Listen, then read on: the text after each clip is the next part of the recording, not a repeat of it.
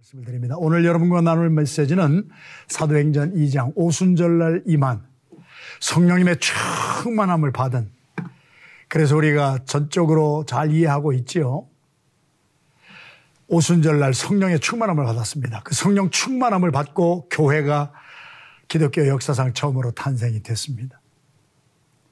또 교회가 탄생된 것과 더불어 성령 충만한 분들에게 임한 요엘서 2장 28절 이하의 말씀이 그대로 임하여서 남종과 여종, 노인들이 꿈을 꾸게 되고 우리 자녀들이 예언하고 젊은이들의 환상과 비전을 보는 이 놀라운 역사가 오순절날 임했습니다. 그래서 교회가 탄생이 됐습니다. 그리고 우리 사도행전 1장 8절에 있는 말씀 그대로 성령이 너에게 임하면 너희가 권능을 받고 예루살렘과 유다와 사마리아와 땅끝까지 이르러 내 증인이 되리라. 선교가 시작이 됐습니다. 우리가 너무나도 잘 아는 말씀입니다. 오늘 이 본문의 말씀을 통하여서 이런 생명의 역사가 일어난 메시지의 제목은 예수 잘 믿읍시다.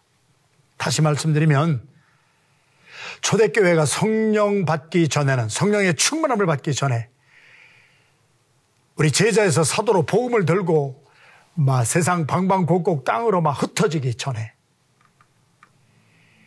그들이 교회가 탄생이 돼서 교회에서 양육을 받기 전에 그들은 예수 잘못 믿었어요. 베드로부터 예수 잘못 믿어가지고 베드로부터 예수님으로부터 책망을 얼마나 많이 받았습니까? 사단아, 너는 내 뒤로 물러가라. 너는 하나님의 일을 생각하지 아니하고 사람의 일을 생각하는구나. 예수 잘 믿는다는 의미가 뭘까요?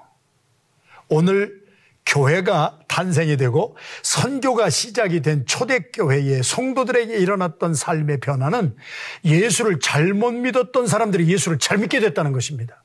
성령을 받음으로 이상한 일을 하는 것이 아니에요. 예수님을 잘 믿게 된 거예요. 그랬더니 한 사람 한 사람이 변화받고 오늘 본문의 43절부터 47절까지의 말씀, 교회가 생명력 있게 변화받았습니다. 우리 사도행전에 예수님께서 부활하시고 승천하시면서 제자들을 향하여 말씀하신 것이 예루살렘을 떠나지 말고, 한기용 목사님이나 은혜하나님교회 성도들은 우리 LA를 떠날 수가 없어요.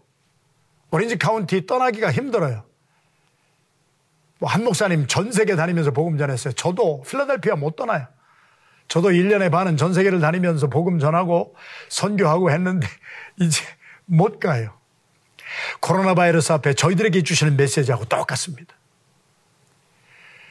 예루살렘을 떠나서 다니면서 많은 일을 했지만은 잠깐 스탑하거라. 코로나 바이러스가 저희들에게 주시는 메시지가 뭡니까? 스탑 사인입니다. 못 다녀요. 저도 꼼짝 못하고 지금 살아요. 여기에서 주시는 메시지가 뭡니까? 예수님이 하신 메시지예요. 예루살렘을 떠나지 말고 내가 아버지께로 가면은 약속한 성령을 너에게 보내주리니 기쁨의 소식입니다. 그리스도의 이름으로 부활하신 메시아, 죽었다가 다시 부활하신 메시아 그리스도의 이름으로 오시는 성령, 보혜사 성령이 너에게 임하면, 요한복음 7장 예언의 말씀입니다. 너의 배에서 생수가 강물처럼 흘러 넘치게 되리라. 능력이 임하리라. 오늘 성령 집회에 우리 주님의 약속하신 이 말씀 그대로 그리스도의 이름, 메시아의 이름, 우리를 위해서 죽으시고 부활하신 예수님이 하나님의 보좌로 올라가신 후에 보내시는 예수 그리스도 메시아의 이름으로 보내시는 성령의 충만함을 받는 저와 여러분의 오늘 집회가 되기를 주님의 이름으로 축원합니다. 핵심은 뭐냐? 예수 잘 믿게 되는 거예요. 성령이 우리에게 임하면 무슨 일이 일어났을까요? 실패한 제자들이 120여 명이 모였습니다.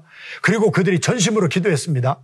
예수님이 부활하신 때부터 오순절 날까지 적어도 열흘 동안은 그들이 전심을 다하여서, 예수님께서도 감람산에서 기도하실 때 땀방울이 마치 땅에 떨어지는 핏방울처럼 되었더라.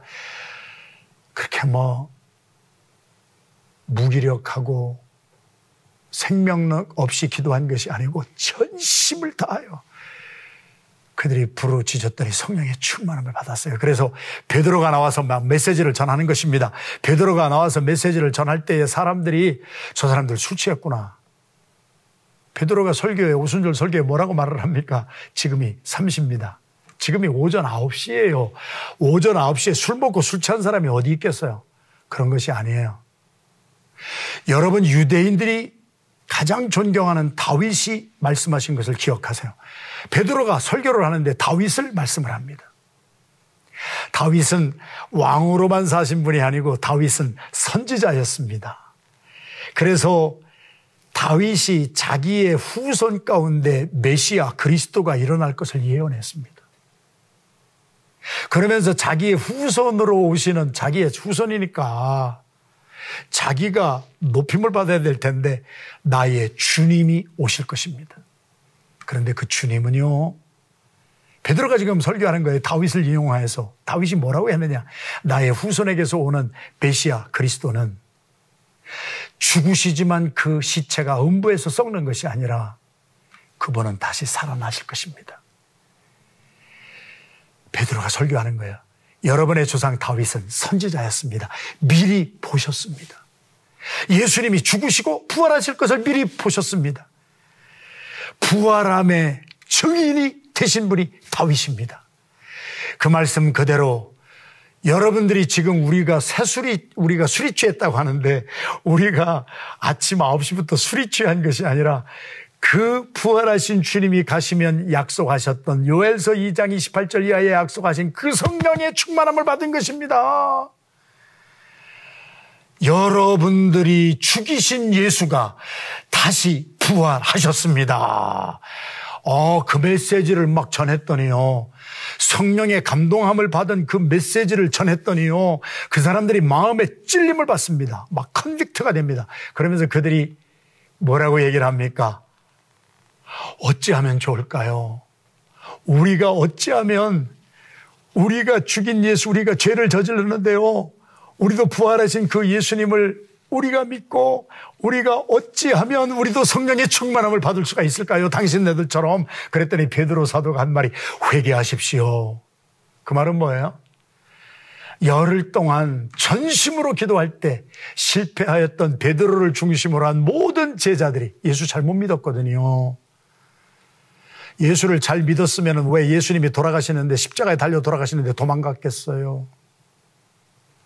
왜 예수님이 부활하셨다는 소식을 듣고도 그들은 빈 무덤을 보고도 아무 일도 없었던 듯이 그냥 돌아갔을까요? 예수 잘못 믿었어요. 부활을 믿지 못했던 거예요. 그러다가 부활하신 예수님을 믿고 나서 그들의 삶이 변화받았습니다. 순종하기 시작했습니다. 여러분들이 지금 금요 성령 집회에 모이신 것처럼 그들이 마가의 다락방에 모여서 열흘 동안 전심으로 기도할 때에 그들에게 성령의 충만함이 임했던 것입니다. 할렐루야. 그랬더니 그들이 회개했던 것입니다.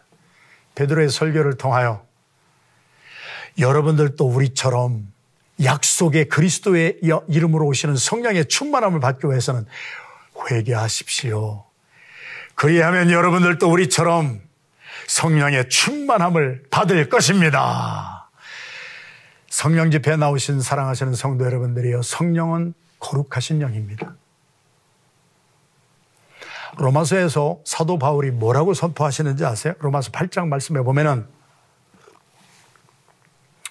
로마서 8장 26절, 27절, 28절에 우리는 금요 성령 집회에 나와서 기도를 하여도 우리가 무엇을 위하여서 기도해야 되는지 마땅히 기도할 바를 알지 못하나 성령이 말할 수 없는 탄식으로, 영어 성경에 보면 wordless groans, 어떻게 말로 형용하지 못하는 신음소리를 내며 성령님이 우리의 죄, 예수 그리스도를 십자가에 못 박은 것이 우리의 죄 때문이라면 우리가 십자가 예수님을 못 박은 거예요.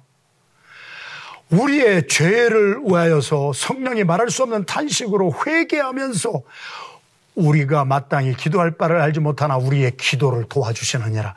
성령의 터치를 받고 기도하는 기도는 회개의 기도입니다. 예수 그리스도의 죽으심이 나의 죄 때문에 예수님을 우리가 십자가 못 박은 것이구나. 우리가 어찌해야 될꼬? 그들이 성령의 충만함을 받고 회개하기 시작합니다. 그게 성령의 역사였습니다. 회개란 어떤 사람이 잘못했어요. 몽둥이를 가지고 가서 때린다고 그래서 그 사람이 회개 안 합니다. 아들이 죽어가는데 죽는 것을 보고서도 바로 왕은 마음을 오히려 더 강팍하게 해서 회개를 모릅니다. 예수 믿는다고 교회를 30년, 40년 다녔는데요. 회개의 눈물 한 방울 없이 예수님의 죽으심이 나의 죄 때문에 죽었다고 하는 회개가 없는 그러한 기도는 성령 없는 기도입니다. 성령이 말할 수 없는 탄식으로 우리를 위하여 기도하시는 그 기도가 오늘 금요 성령 집회 기도가 되기를 주님의 이름으로 축원합니다. 그러할 때에 우리는 예수님이 십자가에 달려 돌아가 죽으신 것이 우리가 우리의 죄 때문에 예수님을 못 박은 것이구나. 우리의 죄에 대해서 회개가 나옵니다. 금요 성령 집회가 회개의 집회가 되기를 주님의 이름으로 축원합니다. 여러분, 청교도가 미국 땅에 온 지 400주년이 된 해를 저희들이 기념하잖아요. 청교도는 죽은 교회를 떠나서 산 교회를 세우려고 왔어요.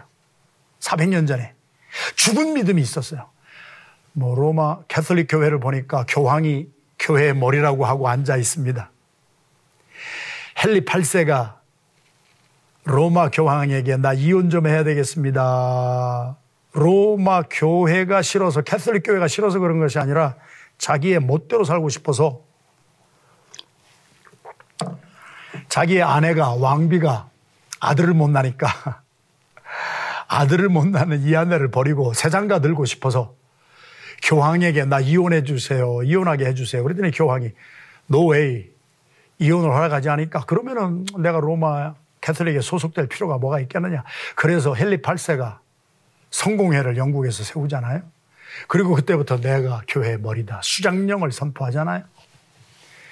성경 말씀을 읽고 기도하는 성령의 사람들은 그게 잘못됐다는 것을 알기 때문에 미사만 있고 형식만 있고 마리아 동상 앞에 나가서 마리아가 눈에서 피가 나왔다고 그러면 전 세계 사람들이 다 거기에 몰려가고 예수님을 대하여서 회개가 없고 형식적으로 죽어있는 교회, 그것을 탈피하기 위해서 청교도가 왔잖아요.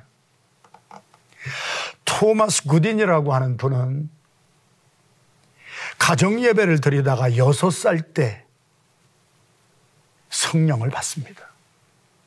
6살짜리가요, 그 부모가 경건하신 부모라, 청교도들이라, 죽어있는 성공회에서, 의식만 있는 교회에서, 예수가 없는 교회에서 미사나 드리고 기도를 해야 될 텐데 기도는 안 하고 기도의 향을 피운단 말이에요. 요한계시록의 말씀에 부활하신 예수님이 지금도 보좌에 앉으셔서 금대접에서 올라오는 성도들의 기도를 가장 아름다운 향기처럼 향으로 받으신다고 요한계시록에 말씀한 것인데 본질은 없어졌어요. 주님이 지금도 보좌에 앉으셔서 받으시는 것은 성도들의 기도입니다. 금요 성령 집회에 나와서 부르짖는 우리의 기도를 주님께서는 가장 아름다운 향기로 흠향하시는 줄로 믿습니다. 그런데 성공회는, 캐톨릭은 기도에 향을 드려야 될 텐데 기도는 없고 향만 피워대는 거예요. 죽은 교회지요. 거기에서 살 수가 없다고 경건한 청교도 부모들은 가정에서 예배드렸습니다. 그리고 가정 예배를 드리다가 말씀 나누고 기도하다가 6살짜리 토마스 구딘이, 청교도의 위대한 지도자가 성령을 받습니다. 그랬더니 나타나는 성령의 열매가 뭐였습니까? 회개입니다. 6살짜리가 내가 오늘까지 살아온 인생 헛살았습니다. 6살짜리가 인생을 헛살았으면 6년 동안 뭐를 그렇게 헛살았을 거예요. 그러나 어린 6살짜리에게도 성령이 터치하니까 내 죄 때문에 주님이 돌아가셨군요. 회개가 나오더라는 거예요. 사랑하시는 성도 여러분, 존 커튼이라고 하는 분은 물론 청교도 400년 전에 오신 그 미국 땅에 오신 그 청교도들을 보면은 영국에 있을 때나부터 다 캐톨릭이나 성공회가 예배의 미사, 형식만 있지 리추얼, 그들은 형식 자체를 아주 기름 부음 받은 것으로 여기지만 그건 잘못된 것이죠. 형식은 형식입니다. 생명이 없습니다. 당연히 말씀이 없습니다. 사제들이 의식을 집전하는 것으로만 훈련을 받지 하나님의 말씀으로 훈련을 안 받고 기도를 하지 아니하니까 향만 피워내니까 하나님이 맡으실 것이 없고 응답이 없으니까 은혜가 없고 죽은 교회 아니에요. 그들은 말씀을 선포하기 시작했습니다. 청교도 400년 전에 왔던 그분들 모두 영국에서부터 죽어있는 교회에 하나님의 말씀을 선포하기 시작했습니다. 그랬더니 우리 존 커튼이라고 하는 분이 강단에 서서 말씀을 전하는데 어떤 귀족, 왕족의 귀부인이 막 눈물을 흘리면서 통곡을 하면서 우시는 거예요. 그러더니 뚜벅뚜벅 앞으로 걸어 나가는 거예요. 성령 집회에 성령이 임하면 어떤 역사가 일어나느냐? 말할 수 없는 탄식으로 자기의 죄를 고백하는 거예요. 그러더니 그 귀부인이 얼마나 존경을 받았던 귀부인이겠어요. 그런데 우리 존 커튼이라고 하는 청교도 목사님의 설교를 듣다가 깨져가지고 회중 앞에 나가더니 눈물을 흘리면서 간증을 하는 거예요. 오늘 성령이 나를 터치하고 내가 감추었던 죄를 회개합니다. 사실은 지금 내가 살고 있는 나의 남편은 나의 연하의 남편, 젊은 남편인데 나의 정부였습니다. 내가 본래 결혼하였던 남편, 내가 병으로 죽은 것처럼 내가 독살해서 죽여버렸습니다. 살인하면은 심판을 받습니다 하는 그 메시지를 들으면서, 말씀을 들으면서 하나님의 말씀은 살았고 운동력이 있어서 좌우에 날이 선 그 어떤 검보다도 예리하여 우리의 혼과 영과 및 관절과 골수를 찔러 쪼갠다. 하나님의 말씀이 관절과 골수, 육의 세계를 수술하고 영의 암덩어리를 수술해버리는 거예요. 영혼의 문제, 관절, 골수의 문제를 막 찔러 쪼개는 것처럼 그 하나님의 말씀이 성령의 감동으로 막 임하니까 이분이 막 귀부인이 회개를 하면서 그런 간증을 하는 거예요. 교회가 뒤집어졌습니다.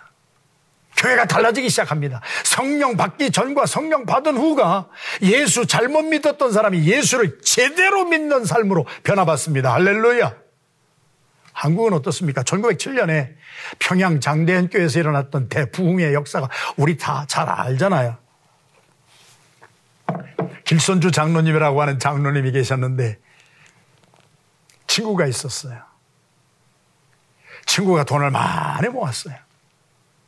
친구가 죽으면서 길장로 부탁을 했어요. 내가 이 돈을 많이 벌어놨는데 우리 아내가 나이가 들어서 이 재정을 관리할 능력이 지금 없습니다.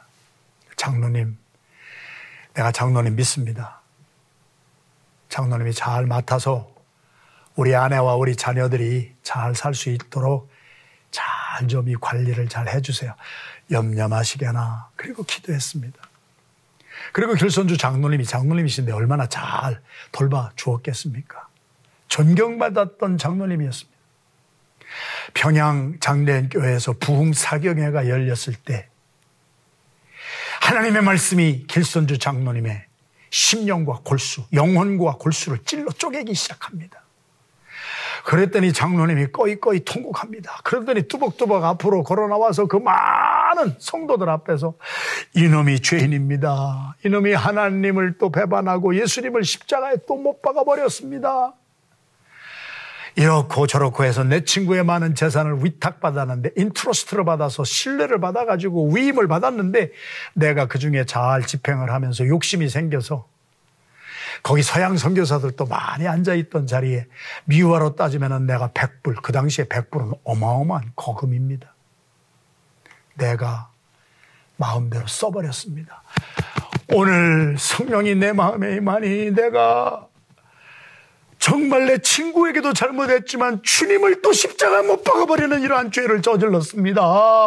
어찌하면 좋겠습니까? 그러면서 엉엉 울고 회개하는 그 소리를 듣고 간증을 듣고 선교사님들이 울면서 회개하기 시작하고 성도들이 울면서 회개하기 시작하고 성령이 임하면 말할 수 없는 탄식으로 오늘 베드로의 오순절 설교를 듣던 그 유대인들이 당신들의 죄로 말미암아 당신들이 예수를 십자가에 못 박아버린 것입니다. 우리가 잘못했군요. 어찌하면 되겠습니까? 회개하십시오. 그리하면 여러분들도 세술에 취할 수가 있습니다. 성령의 충만함을 받을 수가 있습니다. 오늘 금요 성령 집회가 우리가 모여서 뜨겁게 기도할 때 말할 수 없는 성령의 탄식함으로 말미암아 우리가 예수님을 또 십자가 못 박아버릴 수는 없지. 우리의 죄악이 주님 앞에 고백이 되고 회개가 일어나고 그래서 다른 사람에게 복음을 전하기 전에 예루살렘 못 떠나잖아요. 필라델피아 저 못 떠납니다. 여러분이 플로턴 지역 못 떠납니다. 오렌지 카운티 못 떠납니다. 코로나 바이러스 때문에 전 세계 다니면서 복음을 전하지 못하는 이 스탑사인 앞에서 내 자신을 성찰하고 오늘 성령 집회에 나는 얼마나 예수를 믿노라고 하면서도 잘못 믿어서 예수님을 십자가에 계속 못 박아버린 것이 얼마나 많은가 어찌할꼬 회개하십시오. 그리고 성령의 충만함을 받으십시오. 오늘 금요 집회가 회개의 역사가 일어나고 평양 장대현 교회의 그 부흥의 역사가 금요 성령 집회 회개의 역사를 통하여 우리 은혜 아닌 교회 위에 은혜 아닌 교회를 통하여서 우리 오렌지 카운티가 캘리포니아로 전 세계로 흩어져나가는 대부흥의 역사가 있어질 줄로 믿습니다.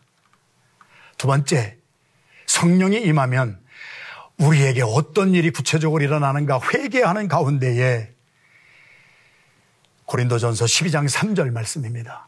성령이 아니면 누구도 한국 사람도 미국 사람도 동양인도 서양인도 아프리카 사람도 남미 사람도 누구도 성령님이 아니면은 인간 예수를 나의 하나님이라고 영접하고 고백할 수가 없습니다.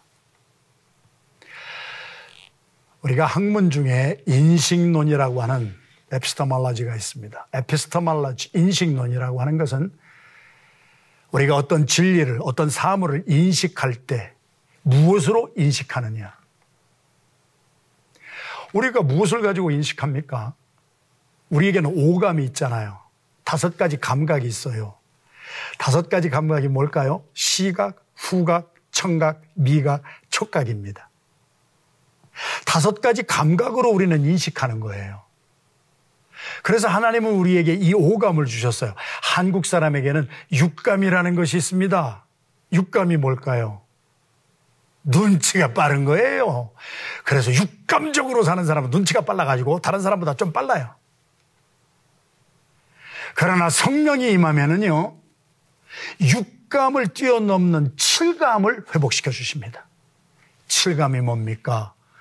성령으로 말미암아 예수님을 하나님으로 깨닫기 시작하는 감각이에요.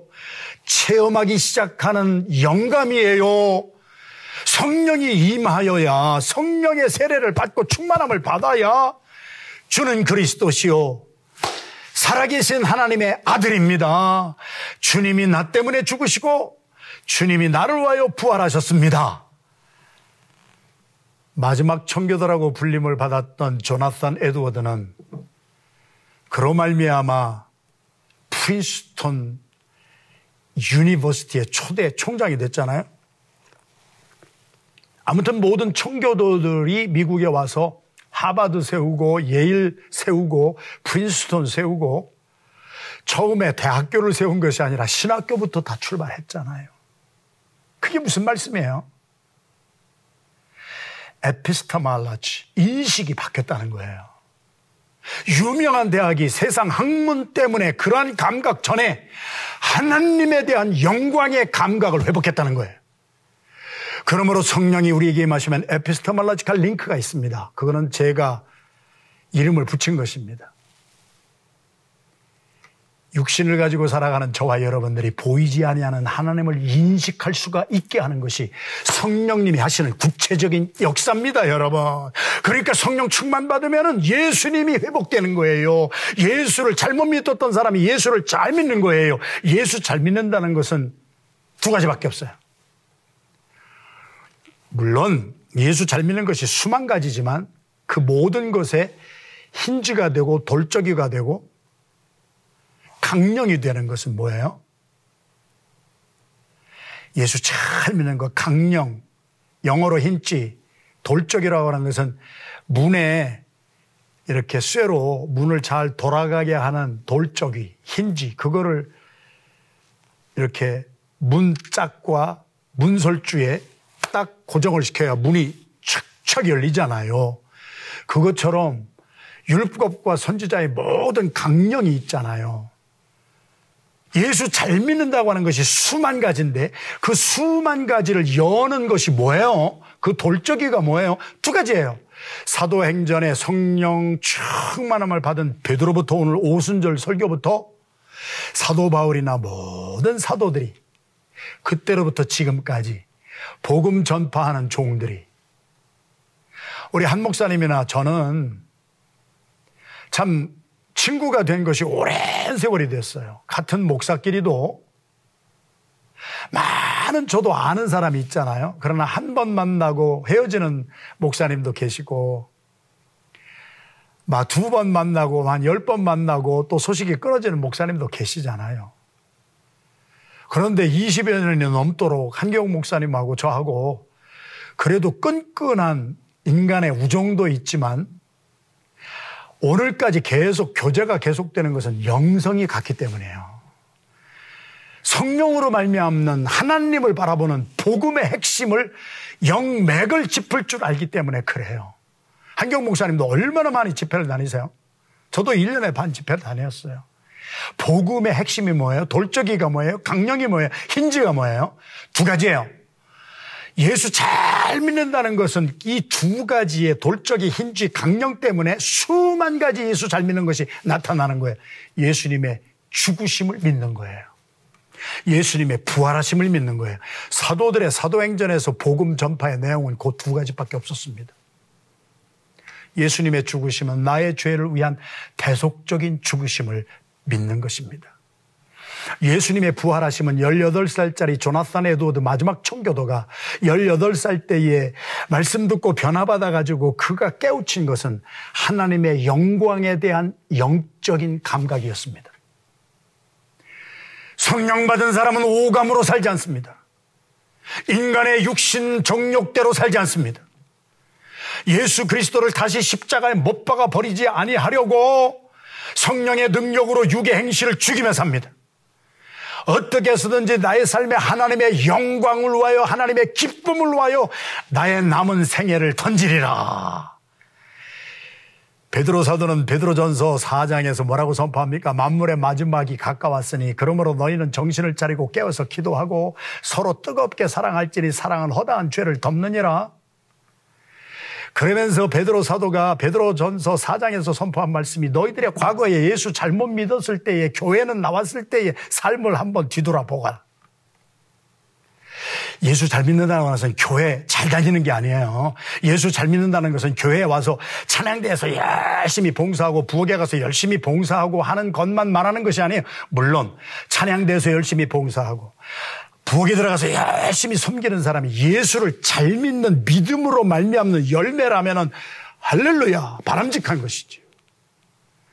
그러나 예수님의 죽으심하고도 관계가 없고 예수님의 부활하심에도 관계가 없이 자기가 좋아서 하는 사람도 나는 제가 섬기는 교회에서도 많이 봤어요.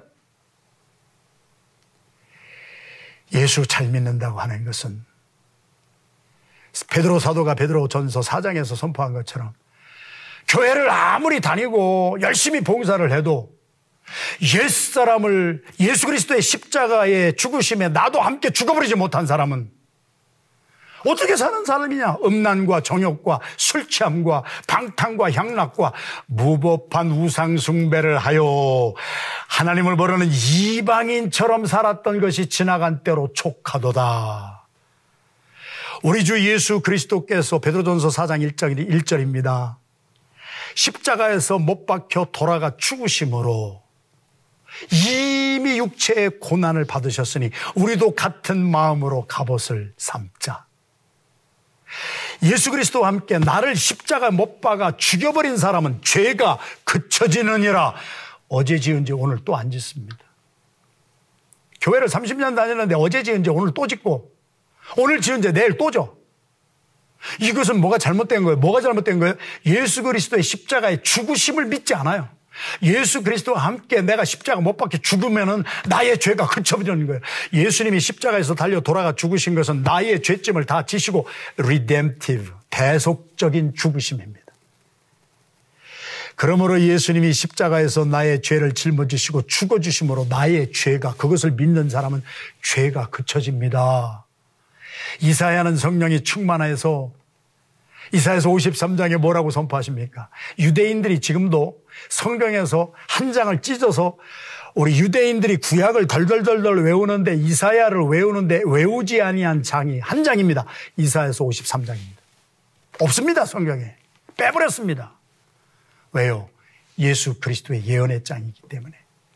예수님의 찔리심이 우리의 죄악을 인하며 예수님이 십자가에서 상하심이 우리의 허물을 인함이라. 예수님이 십자가에서 징계를 받으심으로 우리가 평화를 누리고 예수님이 채찍에 맞으심으로 우리가 나음을 입었도다. 우리는 다 양 같아서 그릇 행하여 각기 제 길로 갔거늘 하나님께서는 우리 무리의 모든 죄악을 예수 그리스도 한 분에게 담당시키셔서 예수 그리스도가 십자가에 죽으심으로 우리의 죄를 그쳐지게 하였으니 그것을 믿는 자마다 예수와 함께 죄가 그쳐져서 이제는 다시 사람의 정욕을 따라 살지 아니하고 하나님의 뜻을 따라 육체의 남은 때를 살게 하려 하심이니라. 성령 충만함을 받아야 내가 예수 그리스도의 죽으심과 연합하여 나도 죽을 수가 있고 예수 그리스도와 함께 죽은 사람이 부활함으로 하나님에 대한 감각이 없던 사람이 하나님의 영광에 대한 영감을 회복해서 더 이상 오감으로 살지 않습니다. 육감으로 살지 않습니다. 성령의 능력으로 육신의 행실을 죽이며 우리 자신이 영적으로 살아나게 하는 것이 성령의 충만함입니다. 성령 집회의 이 하나님의 약속의 복음의 말씀을 들으시고 예수 잘 믿는다고 하는 것은 그러므로 예수 그리스도의 죽으심을 나의 죽으심으로 나의 죄에 대한 죽으심으로 예수 그리스도의 부활하심이 나의 새로운 삶을 향한 의로운 삶으로의 초청을 받고 예수 그리스도를 영접하셔야 합니다.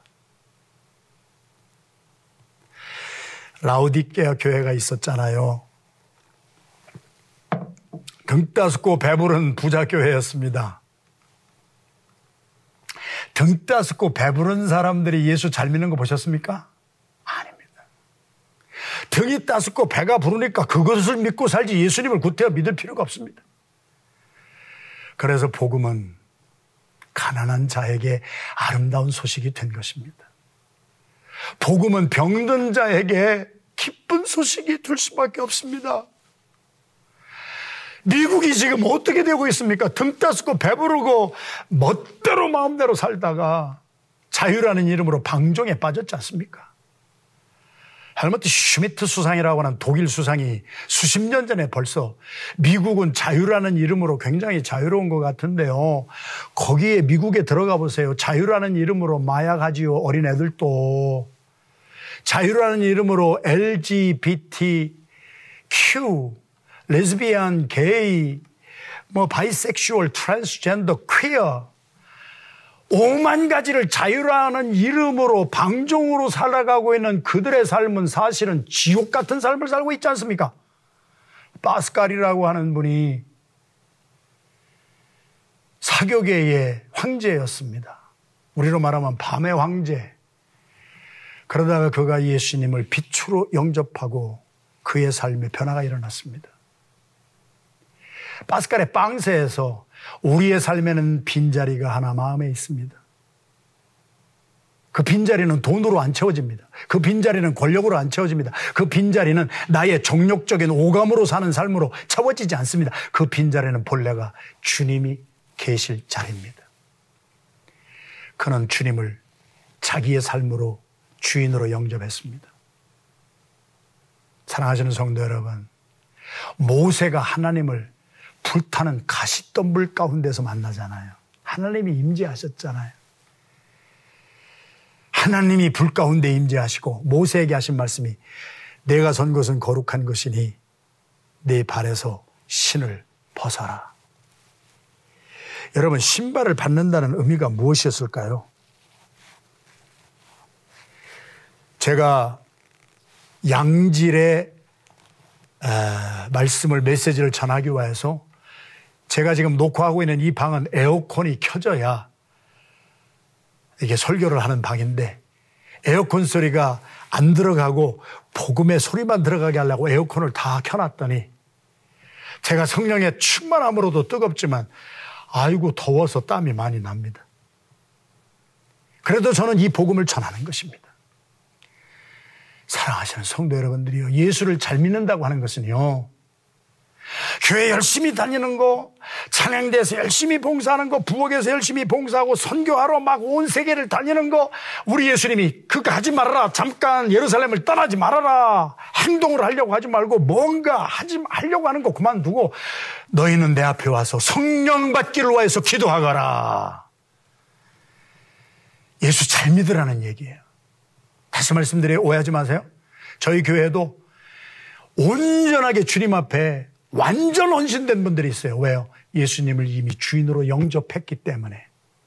나의 시간도 주님의 것이요, 나의 재물도 주님의 것이요, 나의 건강도 주님의 것이요, 주님의 영광을 위해서 살겠습니다 하고 많은 놀라울 정도의 헌신을 하시는 분들이 있는 것이 정상이지, 예수님이 주인도 아닌데 자기가 주인이 돼서 자기의 정욕대로 자기가 하고 싶은 대로, 이 사람들은 이런 분들은요 있어요. 목사님의 말씀도 무시합니다. 열왕기하 5장의 아람왕의 군대 장관 스테이지에서 삽니다. 뭐라고 엘리사 목사님이 선지자가 말을 해도 내 생각은 이렇습니다. 성령 받지 못한 사람들이 교회 안에 얼마나 이렇게 사만이 있는지 몰라요.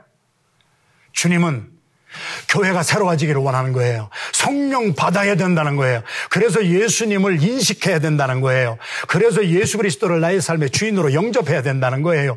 코로나 바이러스 앞에 우리가 재정적으로도 힘들어요. LA 굉장히 심할 거예요. 저희 교회도 약탈당한 가정이 6가정이나 눈앞에서 수십 년 동안 쌓아왔던 수백만 불이 그냥 눈앞에서 다 약탈당해버렸어요. 다 가게 무너져 버렸어요. 등 따스고 배부를 때에는 주님을 찾지 않던 사람들이 내가 믿었던 기반이 무너졌을 때, 그때서 아이고 주님, 로렌 커닝햄 목사님이나 우리 자마의 김춘근 장로님 같은 분들 암병에 걸리고 등 따스고 배부른 것이 아니라 완전히 절벽의 끄트머리에 갔을 때 성령의 감동을 받고 하나님을 깨닫고 인식하고 주님께로 돌아옵니다. 라오디게아 교회가 등 따스고 배부르니까 미지근했습니다. 미지근한 물은 쓰잘데가 없습니다. 버립니다. 네가 차든지 뜨겁든지 하거라. 너는 왜 예수를 믿는다고 하면서 나를 문 밖에 세워놓고 나를 너의 주인으로 영접하지 않느냐. 예수 잘 믿는다고 하는 것은요, 신발을 벗는 거예요. 모세야, 너 신발 벗어라. 자, 모세를 한번 봅시다. 모세의 신발이 뭐겠습니까? 그 신발 신고 다니면서 사람 쳐 죽였습니다. 40세 때. 그리고 미디안 광야로 도망했던 그 신발입니다. 죄악의 신발입니다. 하나님의 거룩하신 임재 앞에서 우리가 신발을 벗는다는 첫 번째, 예수 잘 믿는다고 하는 것은 회개입니다. 회개가 없으면 회복이 없습니다. 부흥은 회개를 통하여 일어납니다. 성령은 먼저 우리를 회개하게 하십니다. 신발에 벗는다, 회개하라, 너의 잘못된 죄악을 고백하라. 그리고 미디안 땅으로 도망가잖아요. 퓨지티브가 돼서, 도망자가 되어서 모세가 살인자의 레벨을 가지고 미디안 광야로 도망갔을 때 루엘이라고 하는 미디안의 제사장 딸들을 만납니다. 우물 곁에서. 이드로라고도 하지요. 루엘이라고 하고 이드로라고 했던 모세의 장인. 그 사람을, 그렇게 나그네 같은 사람을 그냥 내버려둬서 빨리 찾아와. 그래가지고 잘 대접을 했습니다. 그리고 딸이 7 있는 집에 십보라라고 하는 딸을 모세의 아내로 주었습니다. 자, 우리가 생각하면은, 야, 이거 아마 도망가가지고 호박이 덩굴채 들어왔네. 아내도 얻고. 그러나 그게 아닙니다. 미디안의 제사장입니다. 우리 한국말로 하면은 왕무당집의 사위가 된 거예요. 그래도 하나님의 말씀을 가지고 양육받고 하나님을 경외할 줄 아는 마음을 가지고 있던 사람이 환경에 따라서 그것이 다 없어져 버리고, 왕 무당집에 들어갔을 때 영적인 갈등이 얼마나 심했겠는가. 그리고 또 한 가지는 딸이 7의 부모 9명이 살던 집에 모세가 들어가서 10명이 되었는데 열심히 목동 일을 하고 먹이고 살리는 일은 모세에게 다 떨어진 거예요. 모세가 얼마나 무거운 신발을 신고 그들을 부양하고 그들을 잘 먹이기 위해서 살았겠어요. 신발을 벗어라. 수고하고 무거운 짐진 자들아 다 내게로 오라. 내가 너희를 쉬게 하리라. 너 그거 살인했던 그 죄악의 신발도 내 앞에 회개하고 가족들 부양하려고 코비드 앞에서 여러분 가게도 못하고 사업도 옛날같이 안 되고 식당을 하라고 해서 다시 열었더니 또 닫으라고 해서 이제는 어떻게 먹고 살 길도 없습니다. 수고하고 무거운 짐진 자들아 내게로 오라. 그러면서 우리 주님이 라오디게아 교회를 향하여서도 문을 열고 네가 식당의 주인처럼 살으니까 고민이 많지. 내가 주인이 돼줄게. 나를 영접하거라. 예수님을 잘 믿는다고 하는 것은 주인 바꾸는 것입니다. 저는 24살 때 성령 받고 순교자 집안의 4대 장손으로 태어나서 4살 때부터 새벽기도 다녔지만 하나님을 아는 감각은 지성감각뿐이었지 성령의 충만함을 받아서 내가 죄인인 것을 깨닫지 못하고 나 괜찮은 사람인 줄 알고 살았는데 부흥회에 참여하여서 말씀을 듣는 순간 그 말씀의 수술을 받고 내가 처음으로 죄인인 것이 깨달았고 내가 교만한 것이 깨달았고 내 같은 놈이 예수님을 십자가에 못 박은 놈이구나라는 것이 깨달아서 엉엉 울면서 예수님 영접할 사람이 있으면 나오셔야 할 때 24살 때 예수님을 영접하고 내가 주인을 바꿔버렸습니다. 그리고 24살 때 집을 떠나서 44년째를 외국에서만 이렇게 살아가고 있습니다. 그러나 내가 염려, 걱정, 근심이 많아도 내가 할 일이 아니라 그 근심은 주님이 지시는 것이니까 주인 되시는 분이 담당하시는 것입니다. 예수 잘 믿는다고 하는 것은 주인을 바꾸는 것입니다. 라오디게아 교회를 향하 예수님이 볼지어다 내가 문 밖에 서서 너희 마음문을 두드리느니 너희가 나를 믿는다고 했지만 잘못 믿었어. 너의 삶의 주인은 네가 주인이었어. 내 식당의 주인도 너고 너의 가정의 주인도 너고 아람왕의 군대 장관처럼 내 생각대로 했지. 내가 나의 뜻에 순종한 것이 있느냐. 기회를 주겠다. 마음을 열고 나를 너의 삶의 주인으로 영접하거라. 모세야 나에게 신발을 벗어라. 마지막 신발은 룻기 4장에 보아스가 에비멜렉과 우리 나호미의 가정에 모압 여인 룻을 만나는 역사가 일어나잖아요. 같은 동족이에요. 동족 가운데는 기업 물을 자가 있어요. kinsman redeemer가 있어요. 친척 중에 친척이 잘못됐을 때는 그들의 빚도 갚아주고 그들의 땅도 사주고 그래서 기업을 계속 유지하게 해주고 하는 kinsman redeemer. 그래서 보아스가 보니까 룻이 너무 현숙하고요. 자기의 동족이고요. 그래서 자기가 다 물어줬으면 좋겠어요. 기업을 무르는 것에 땅만 사주는 것이 아니라 남편을 사별한 남편이 없는 룻을 자기가 물러주어서 킨스맨 리드머 구속을 해줘서 그의 후손이 끊어지지 아니하도록 그 룻을 아내로 맞이해 줘야 돼요. 그래서 자기가 해주고 싶었어요. 그래서 족보를 찾아봤어요. 그랬더니 자기보다 더 촌수가 가까운 사람이 한 사람 더 있었어요. 그리고 자기 2사람이에요. 그래서 그 사람을 찾아가잖아요. 룻기 4장의 말씀입니다. 여차는 저차고 저차는 여차고 그러니까 당신이 가장 가까운 친족이니까 당신이 물러주시죠. 그랬더니 그 사람이 예스 했어요. 내가 다 땅 사주지. 그런데 가만히 가서 집에 가서 생각하니까 땅만 사주는 것이 아니라 이방 여인을 내가 아내로 맞이해야 돼요. 아니 그러면은 정통 유대인인데 이방 여인을 모압 여인을 내가 아내로 맞아들이면 주변에서 말이지 우리 유대인들이 우리 가게에 안 올지도 몰라. 우리 식당에도 안 올지도 몰라. 우리말로 말씀을 드리자면 그러니까 그 사람이 다시 부랴라 달려와가지고 우리 보아스에게 뭐라고 합니까? 내가 가만히 생각해 보니까 내가 손해가 극심할 것 같아요. 손해가 날 것 같아요. 그래서 나는 모압 여인 룻을 아내로 물러주지는 못하겠습니다. 내가 땅 같은 건 다 빚 같은 거는 갚아줄 수가 있는데 아내로는 내가 맞으면은 정통 유대인들에게 손해나는 일이 너무 많을 것 같아서 나는 못하겠습니다. 그 말을 듣고 그 말을 하고 그 사람이 자기의 신발을 벗어서 보아스에게 넘겨주었습니다. 유대인의 풍습입니다. 관습입니다. 어떤 계약 조건에서도 legalization of any kind of transaction, 어떤 계약도 성립이 되려면 내가 가지고 있는 권리를 그 사람에게 양도를 해줘야 그 사람이 그 권리를 다 가지고 내 권리처럼 사용하는 것입니다.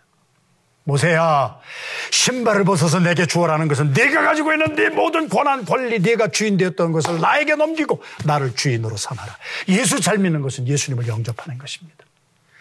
오늘 성령의 충만함을 받는 성령 집회에 여러분이 다른 데 나가서 막 일하기 전에 여러분은 예수님을 나의 주인으로 영접하셨습니까? 오늘 영접하지 못한 분들은 오늘 영접하십시오. 그러면 어떤 역사가 일어납니까? 주님이 내 안에 계시고 주님이 나의 주인이 되시고 베드로 같은 사람도 걸려 넘어지는 사단 소리를 들었지만은 예수님을 영접하고 나니까 그도 변해서 오순절에 이러한 설교를 하고 이 설교 말씀을 듣고 변화받은 사람들이 교회가 부흥이 되기 시작하는데 교회가 내 것이 없기 시작하는데 교회가 전심을 다하여 기도하는 일에 전심하고 하나님의 영감에 대해서 하나님의 기뻐하시는 것을 향하여 부흥하기 시작했습니다. 이것이 예수 그리스도를 주인으로 모신 사람들에게 나타나는 영적인 부흥입니다. 빌레몬의 집에는 노예가 많았습니다. 그 노예 중에 오네시모라고 하는 노예가 있었지요. 주인의 것을 훔쳐가지고 도망가다가 로마까지 가지고 호랑방탕하다가 감옥에 들어갔겠지요. 가택연금 속에 있었던 감옥에 있었던 우리 바울을 만났겠지요. 바울의 복음을 들었지요. 너 같은 사람을 위하여서 예수님이 죽으시고 너 같은 사람을 위하여서 예수님이 부활하셨다. 네가 그것을 믿으면 너도 쓸데없는 자에서, 성경은 빌레몬서에 성령 받지 못하고 예수를 영접하지 못한 사람의 별명을 쓰잘데없는 인간이다 그랬습니다.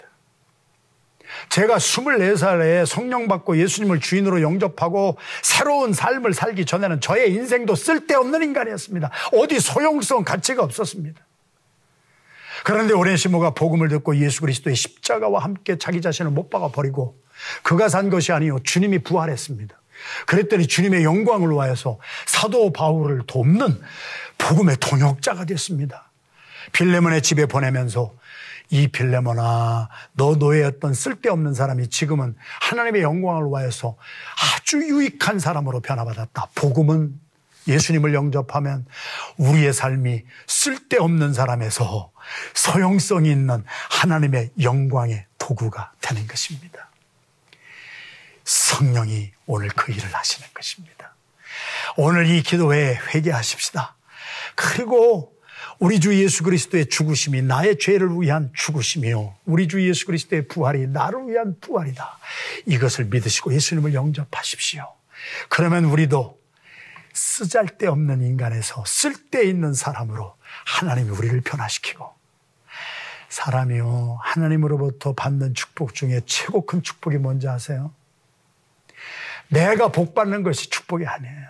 아브라함아, 내가 너에게 복을 주리니 너는 다른 사람에게 복을 주는 복의 근원이 되리라. 다른 사람을 걸려 넘어지게 하여서, 예수님도 걸려 넘어지게 하여서 너는 쓰잘데없는 사탄 같아, 내 뒤로 물러가라 소리를 들었던 베드로도 예수님과 함께 죽고, 예수 믿는 사람을 잡아 죽이던 바울도 예수님을 만나고 예수님을 영접하고 자기 자신의 정욕에 대해서 죽고, 이제는 내가 산 것이 아니요 내 안에 그리스도께서 사신 것이라 주님의 영광을 위해서 막 사는, 다른 사람에게 복을 주는 사람으로 변화받았더니 오순절날 이 메시지를 듣고 사람들이, 성도들이 회개하고 예수님을 영접하고 세례를 받고 그랬더니 교회에 대부흥의 역사가 일어났습니다. 성령 집회에 여러분들이 회개하고 예수님을 주인으로 모시면 하나님은 여러분 한 분 한 분을 쓰잘데없는 인간에서 useless한 person에서 useful person으로 정말 다른 사람에게 복을 주는 복의 근원으로 여러분의 인생이 교회에게 복이 되고, 여러분 친구들에게 복이 되고, 나라와 민족에게 복이 되고, 여러분의 섬기는 은혜 하는 교회가 미국의 복이 되는, 이러한 엄청난 축복이 오늘 저녁 금요 성령 집회를 통하여 여러분들을 통하여 임하게 될 줄로 믿습니다.